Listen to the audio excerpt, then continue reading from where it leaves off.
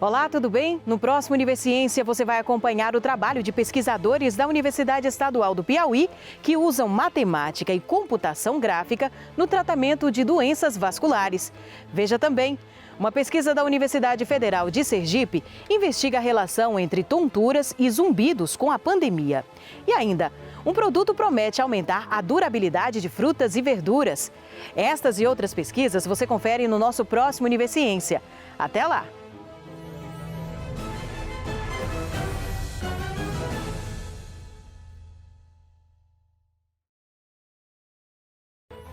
Olá, tudo bem? Está no ar o Univerciência, o primeiro programa brasileiro de TV e internet, resultado de uma parceria entre TVs e instituições públicas de ensino superior nordestinas.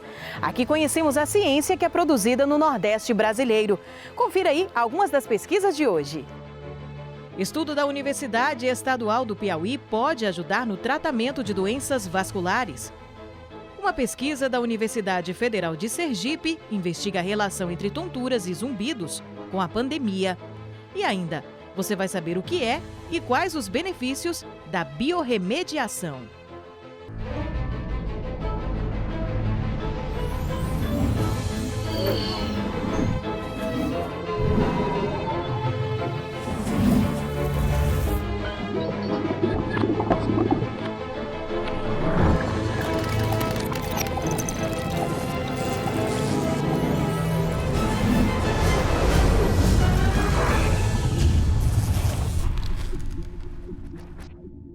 Um estudo da Universidade Estadual do Piauí está usando matemática e computação para ajudar com o tratamento de doenças vasculares. Propondo métodos menos invasivos em pacientes, a técnica é uma verdadeira inovação na medicina. Veja agora o desenvolvimento dessa pesquisa.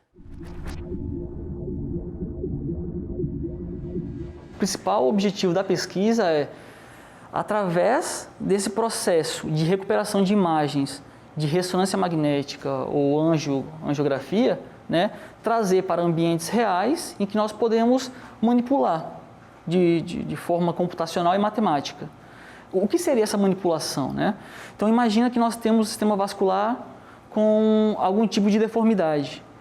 Então, suponhamos que o médico detecte numa ressonância que tem um problema.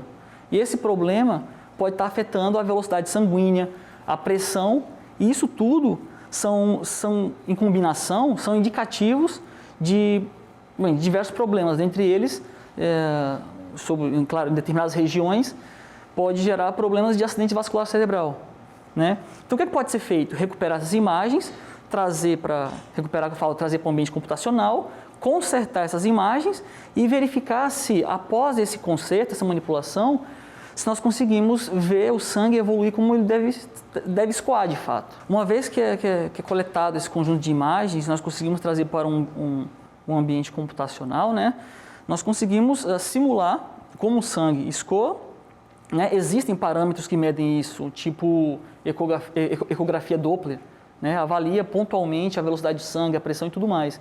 Então, dá para gerar programas computacionais que simulem como o sangue está escoando e para ver, por exemplo, se realmente é tão próximo de uma ecografia. Claro, ajustando parâmetros ideais, nós conseguimos uma aproximação muito boa de situações reais. Ou seja, nós conseguimos, em ambientes simulados, aproximar de avaliações no ser humano vivo. A gente, através das imagens de ressonância magnética ou angiografia, a gente usa o software que, no caso da aorta, foi o Slice 3D.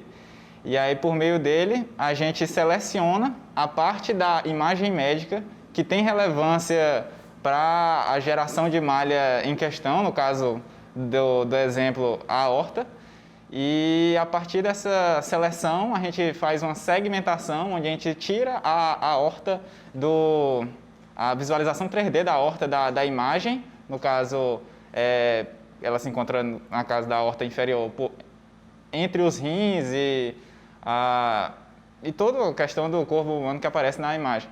Vai ser retirada somente a aorta e com ela vai ser feita a criação da malha.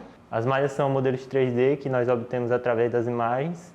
São imagens de COM, que é um formato específico para as ferramentas que nós usamos, que tem o simvascular, que é uma ferramenta, ele meio que cria malha a partir dessa imagem, nesse formato de côncavo, que é tipo um modelo 3D de tipo uma ressonância magnética que você faz no hospital mesmo.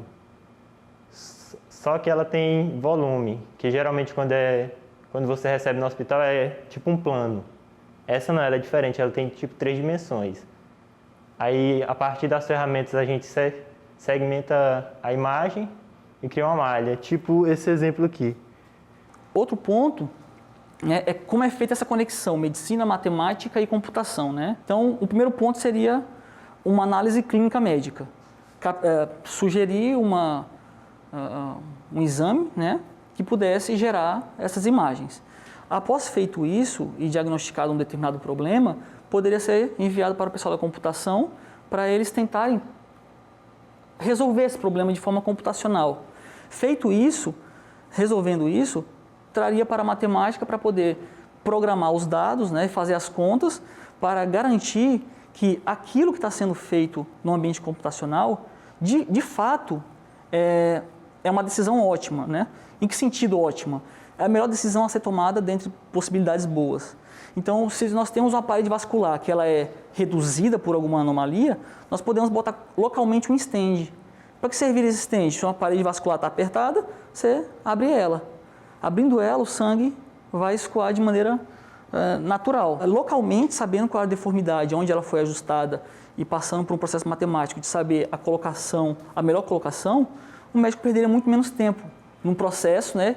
A partir do momento que se tornasse invasivo, fosse minimizado. Os vasos sanguíneos do nosso corpo, artérias e veias, são os responsáveis por distribuir oxigênio e nutrientes, assim como pela eliminação de algumas substâncias.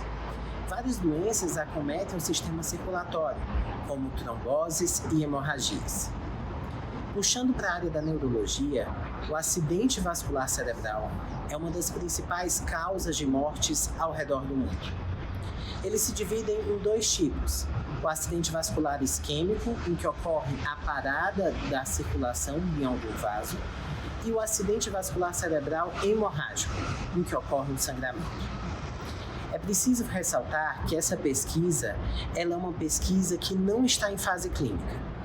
Ela visa transformar os vasos vistos na ressonância magnética em equações matemáticas e, a partir disso, descobrir qual o fluxo, a viscosidade do sangue e a pressão arterial ideal para cada paciente.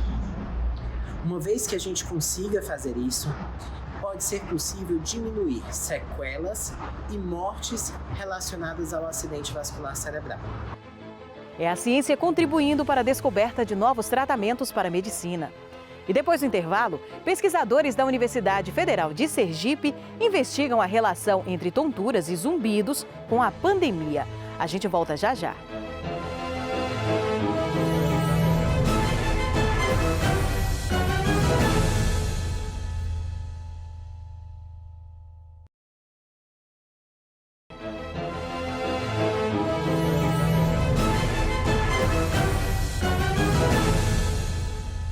A Covid-19 mostrou a importância da ciência na vida das pessoas. Além da vacina e do tratamento eficiente, pesquisas buscam respostas para os efeitos da pandemia. Uma pesquisa realizada na Universidade Federal de Sergipe investiga se há uma maior incidência de tonturas e zumbidos com a pandemia. O início da pandemia foi muito difícil, né? Porque, veja bem, o negócio ficou muito assim, acelerado e preocupante, né? E a gente com medo, né? Ainda mais a gente na nossa idade, né? Que tinha uma vida assim mais sociável, né? De sair, se divertir.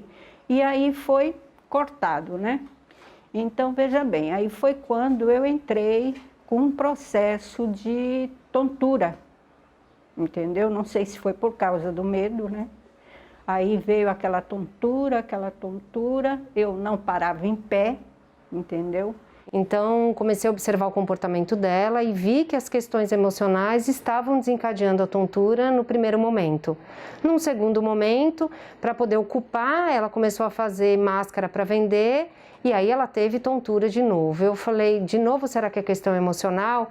E aí eu logo comecei a alinhar com a questão mesmo de problema de coluna, né, de sentar adequadamente na máquina de costura.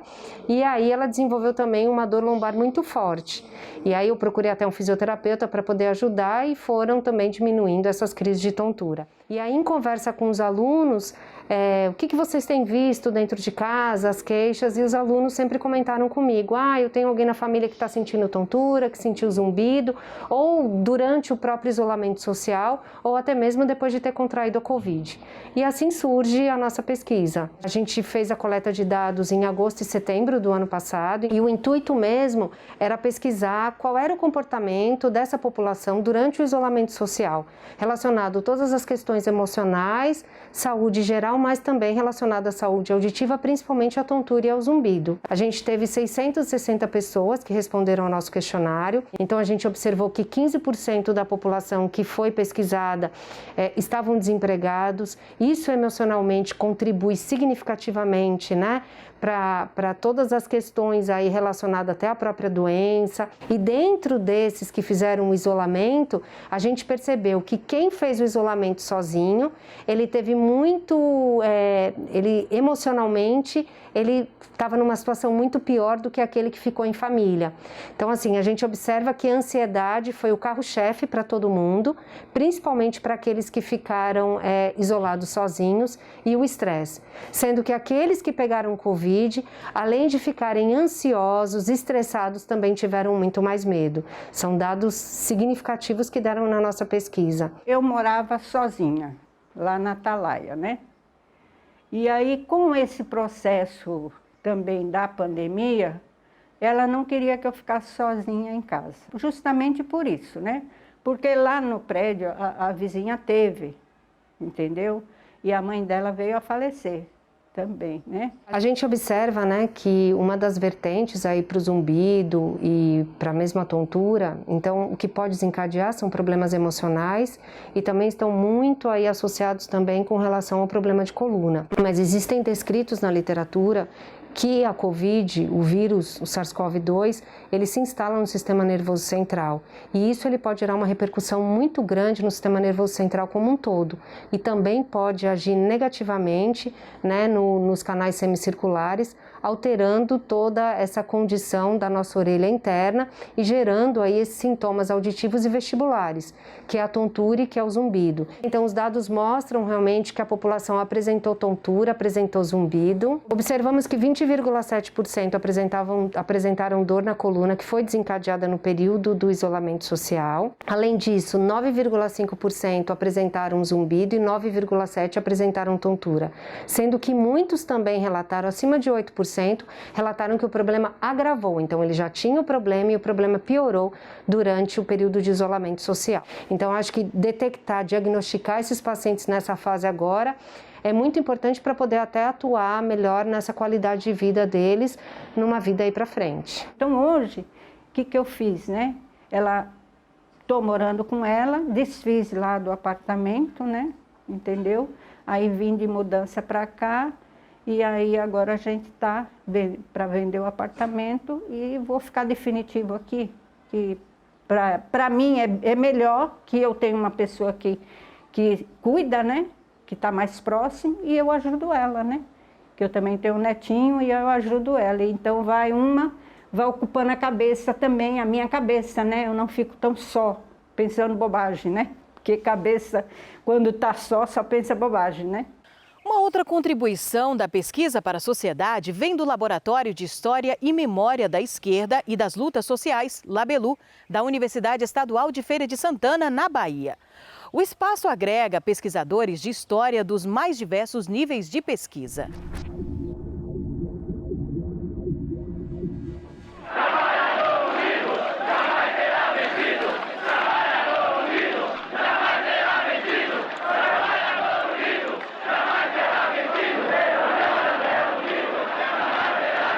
O Labelu surgiu em 2005, né, a partir da iniciativa de alguns estudantes do curso de História, juntamente com o professor Rogério de Fátima, infelizmente falecido, e o professor Heleno Coelho. Era um grupo de estudantes que tinha interesse em pesquisar política, movimentos sociais em Feira de Santana e na Bahia, e o curso não oferecia esse espaço, né? Um laboratório, como a gente entende a palavra, né?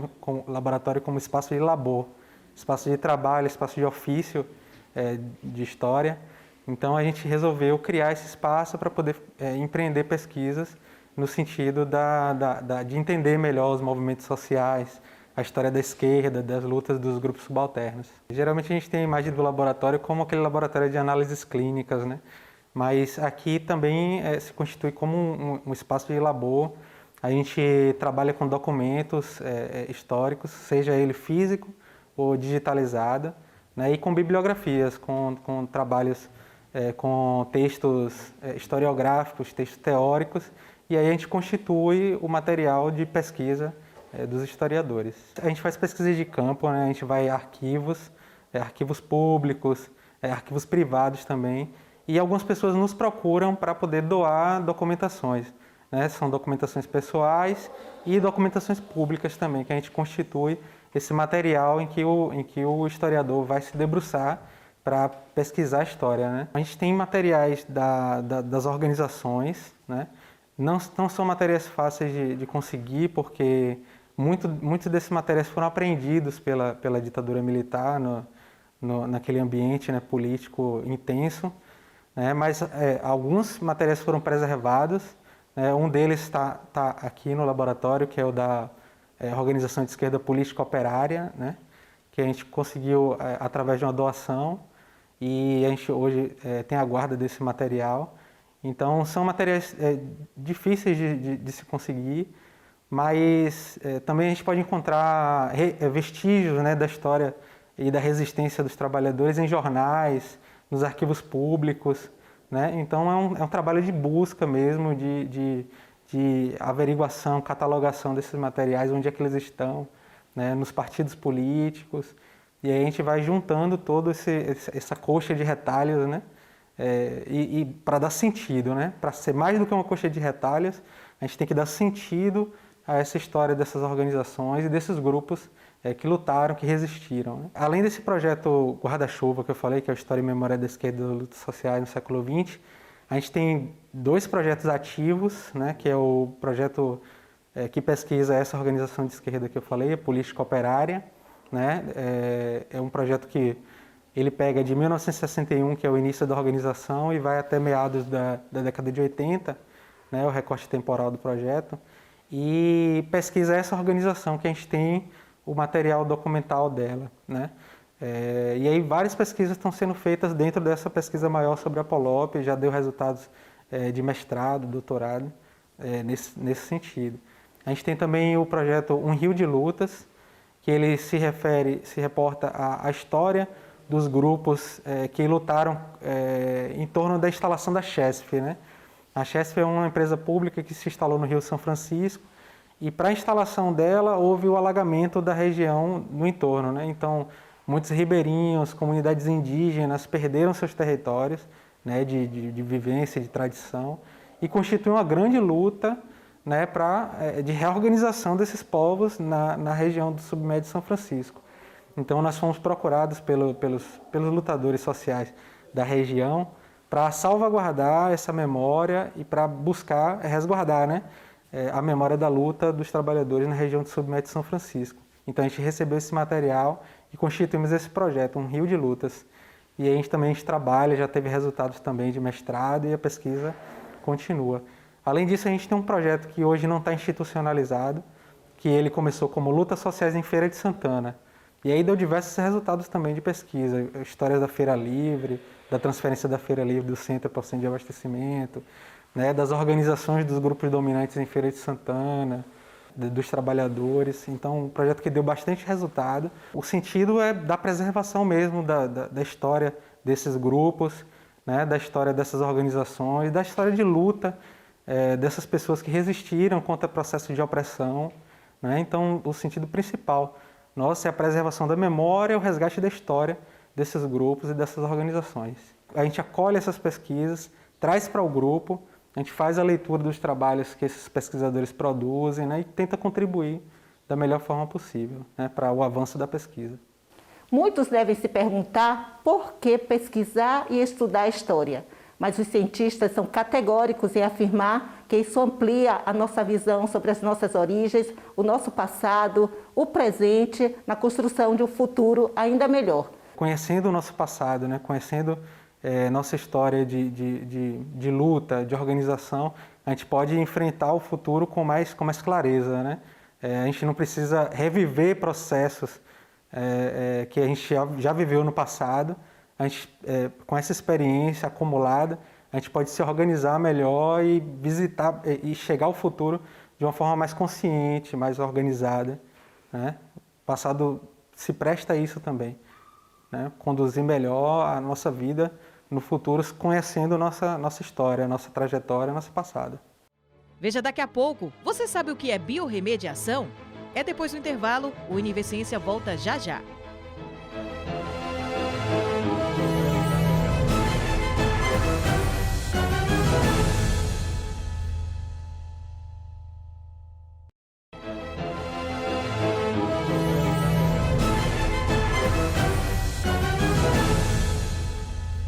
Uma solução simples, eficaz e de baixo custo para despoluir as praias nordestinas contaminadas pelo derramamento de óleo em 2019. Trata-se da biorremediação, um projeto encabeçado pela Universidade Federal do Rio Grande do Norte e desenvolvido em parceria com outras universidades públicas.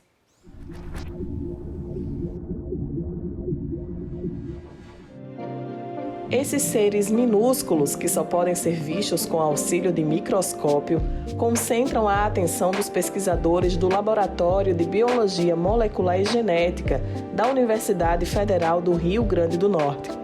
Os cientistas trabalham na descoberta de novos genes dos micro-organismos, capazes de proporcionar mecanismos com aplicação biotecnológica, ou seja, o desenvolvimento de tecnologias a partir de conhecimentos da biologia. Então, o nosso laboratório há mais de 10 anos trabalha com microbiologia e biodiversidade de micro-organismos, principalmente focados em microbiologia de petróleo, porque os micro-organismos participam de vários ciclos biogeoquímicos e estão diretamente relacionados à cadeia produtiva do petróleo, desde a extração do óleo mesmo, porque existe atividade microbiana já no reservatório, e até na distribuição, estocagem, etc. Então, o nosso laboratório se dedica a buscar bactérias a partir de amostras contaminadas com petróleo. Então, a gente vem isolando bactérias, ou seja, identificando espécies a partir dessas amostras ambientais. E com isso, nós temos um banco de micro-organismos no laboratório que a gente vem estudando e caracterizando quanto a essa atividade de degradação do óleo e também da produção de compostos com potencial biotecnológico. E com isso, a gente vem desenvolvendo, então, metodologias de biorremediação baseadas em micro-organismos com atividade de degradação de hidrocarbonetos, de óleo. Essa biodegradação com a eliminação de poluentes a partir do uso de bactérias poderia ser a solução, por exemplo, para remediar o aparecimento de petróleo no litoral brasileiro em 2019, quando toneladas do produto foram encontradas nas praias de diversos estados. E o nosso objetivo é reduzir o impacto que o derramamento de petróleo causa ao meio ambiente. A gente isolou algum desses micro-organismos dessas amostras e está testando juntamente com os micro-organismos que a gente tem aqui no laboratório para verificar se esses micro-organismos juntos eles vão atuar melhor na degradação desse petróleo. Dentro dessa mesma temática e buscando alternativas para os resíduos industriais, pesquisadores do laboratório também desenvolveram a startup Microciclo, com a finalidade principal de apresentar uma solução para o acúmulo de resíduos tóxicos. A Microciclo é uma microempresa de base tecnológica, que surgiu depois de anos de pesquisa na área de microbiologia do petróleo. e com uma proposta de colocar um produto biorremediador no mercado, né? Esse produto é uma mistura de bactérias que tem a formulação líquida ou em pó e que a gente está validando esses dois modelos de negócio. E que tem a função de descontaminar resíduos oleosos gerados por diferentes indústrias. Indústria metalúrgica, petroquímica, siderúrgica, todos esses setores geram grandes volumes de resíduo oleoso que é tóxico, cancerígeno, agride ao meio ambiente e que hoje tem métodos de tratamento que não são ecologicamente amigáveis. Então, a nossa proposta é que essa mistura biorremediadora faça uma descontaminação do resíduo em um período necessário, né, que a empresa demande, essa demanda vem da empresa, na verdade, o período de tratamento, e que a água descontaminada possa ser reutilizada em processos industriais. Então, as perspectivas futuras é a gente obter biorremediadores, né, comerciais. Então, através da startup que a gente fundou aqui no laboratório, a ideia é de produzir esses biorremediadores como mais uma ferramenta no tratamento de resíduos. O Univerciência de hoje vai ficando por aqui. Na próxima edição, a gente continua conhecendo todo o trabalho científico do Nordeste brasileiro. Tchau, tchau e até lá!